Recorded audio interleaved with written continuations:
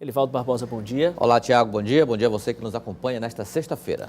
Elivaldo Barbosa, o governo federal anuncia um investimento bilionário para financiamento da safra 2017-2018. Isso, Tiago, todo ano, nesse período, o governo federal anuncia uma meta de financiamento da safra de grãos para o ano seguinte. Mas ele precisa liberar os recursos logo agora para compras de insumos, enfim, o agricultor começar a se capitalizar para preparar o plantio da próxima safra, que começa já lá para o mês de outubro, assim que o período chuvoso começar em cada região. Este ano, cerca de 180, quase 190 bilhões de reais devem financiar a safra. Está aquém até do que o setor almeja. Esperava-se em torno de 200 bilhões de reais, considerando a importância da produção de grãos no país, que colheu este ano uma safra recorde, está colhendo uma safra recorde e que tem contribuído de modo decisivo para tirar o país desse ambiente de recessão na economia. Vai ser tratado também sobre renegociação de dívida. É verdade. Já existe uma legislação específica sobre esse assunto, do endividamento do setor rural, em que os agricultores já contam com uma legislação apropriada para exatamente buscar na rede bancária resolver os seus débitos a ponto de não prejudicar novos financiamentos. Se está inadimplente hoje, resolvendo essa situação do endividamento, já com base em lei aprovada no Congresso Nacional, ele pode ficar apto a contrair novos empréstimos e não ter prejuízo no plantio de suas lavouras. Bom, e sobre esse tema, eu chamo o Elivaldo aqui para a gente conversar a partir de agora aqui no estúdio. A gente está recebendo o deputado federal Júlio César Lima. Deputado, bom dia.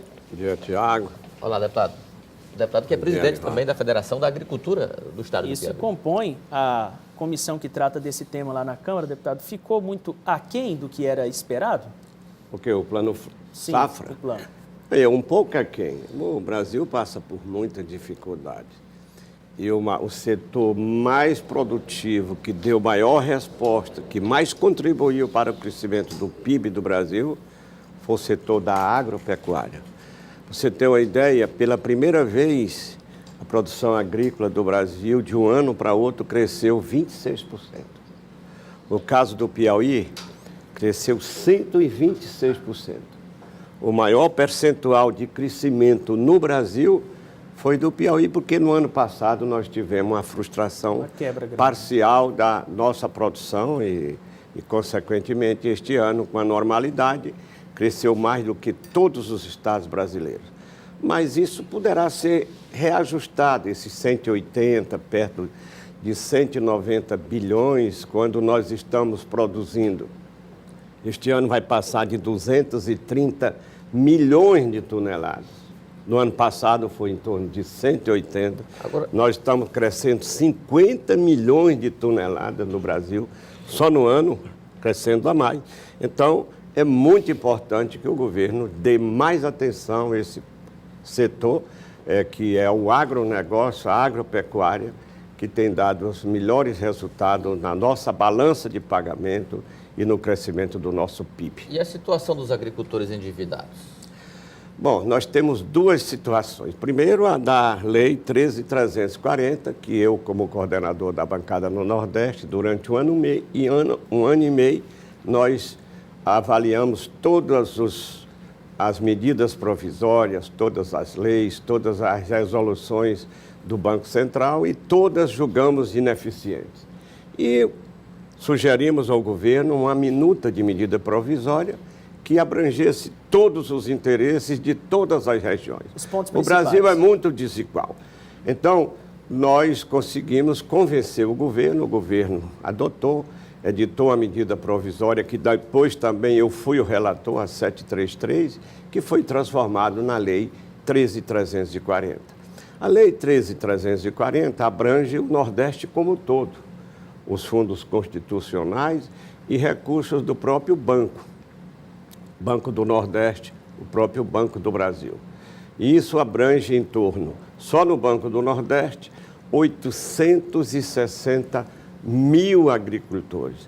E no Banco do Brasil, uns 260 a 300 mil agricultores.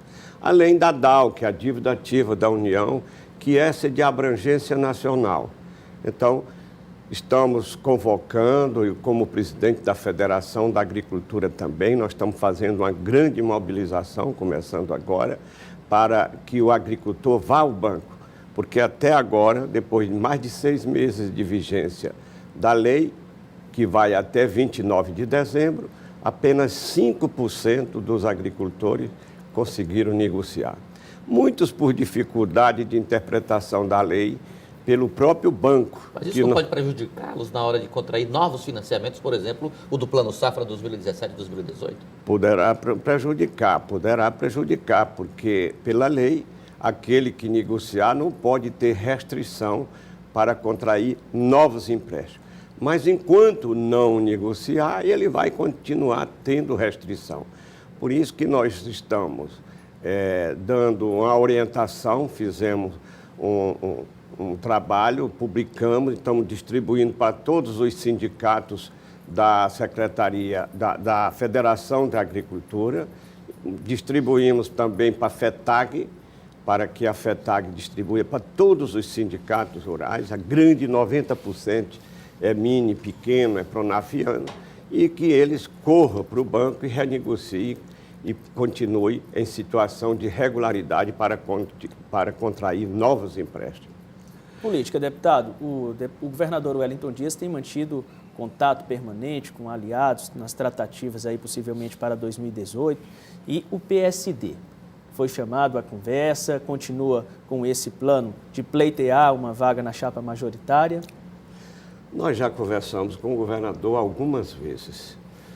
Eu com toda a bancada, o presidente com o presidente nacional, o ministro Kassab. O governador sabe da nossa pretensão. Eu reconheço que tem pretensão de outros partidos, tem pretensão daqueles que têm um mandato, que querem ser mantidos como candidato à reeleição. Os dois senadores, inclusive a senadora Regina Souza e o senador Ciro, né?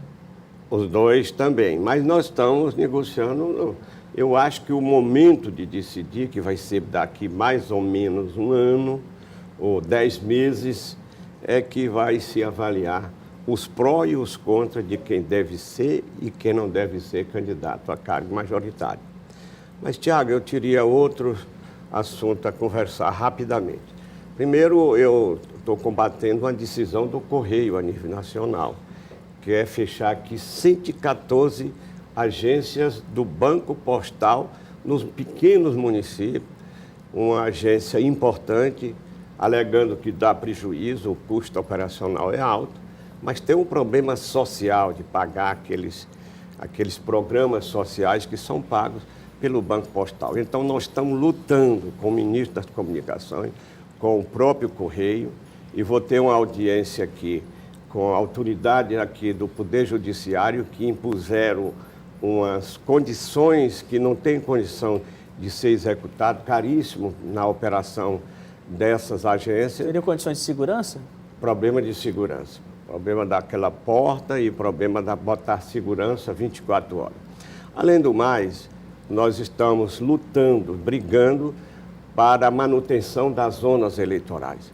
A Justiça Eleitoral, alegando medida de economia, está querendo já determinou, através de resolução do TSE, o rezoneamento do Brasil. E querem fechar de 700 a 800 zonas eleitorais. Aqui no Piauí, 30% sumiriam, né? Aqui no Piauí, mais ou menos de 30 a 35 zonas. É um caos, Nós vamos brigar. Lá para São Paulo, lá esses estados que tem muito município, tem pequena área, não tem tanto problema. Aqui no Nordeste, o Piauí, Maranhão, Bahia, o Norte, com a estrutura o Pará, atual, já há queixas? Já há queixas. Já pensou que quer fechar isso? Eu recebi esta semana o presidente da Associação dos Magistrados Brasileiros, totalmente contra todas as associações lá do Poder Judiciário, entidade de classe, todas elas são contra, e nós vamos encampar esta luta contra o fechamento das zonas eleitorais aqui no Piauí e no Brasil como um todo. Quero agradecer ao deputado Júlio César Lima pelas informações que nos trouxe. Muito obrigado, deputado. Obrigado, Tiago. Bom dia, deputado.